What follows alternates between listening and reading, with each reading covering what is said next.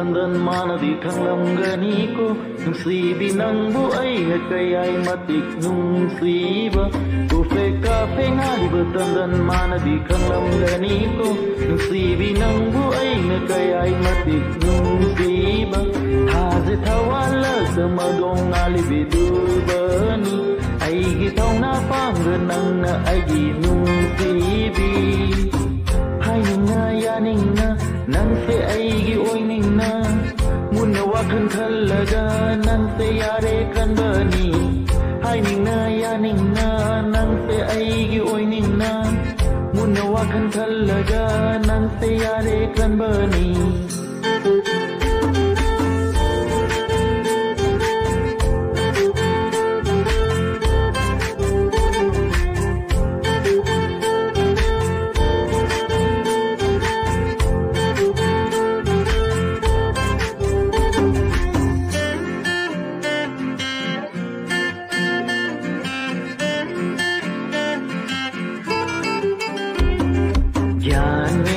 Tade karino tau doi se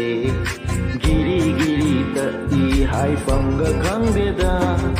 nangi bu khanga dar lai ri pu pagada kari tau hai gano amuk tang hai ramu olam hen bangai ko amuk tangai ko thamoi masak khangda na ya bara olam hen bangai ko amuk tangai ko Thamoi masak khangda na ya bara Aigi oina lepa Aigi oina hingba Gamba mida aina thamoi se bigani Aigi oina hingba Aigi oina lepa Gamba mida aina thamoi se bigani Hainingna yaningna nang se aigi oiningna Muna wakan khallaga nang se yare khanbani Hainingna yaningna nang se aigi oiningna Muna wakan khallaga nang se yare khanbani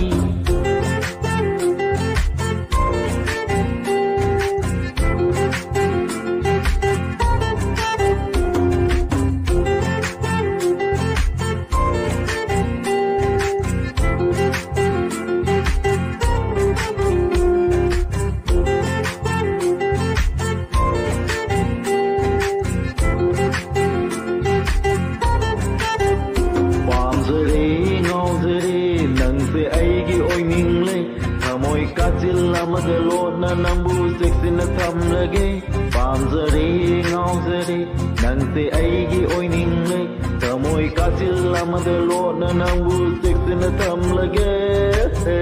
hainingna yaningna nangte aigi oiningna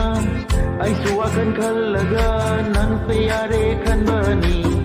hainingna yaningna nangte aigi oiningna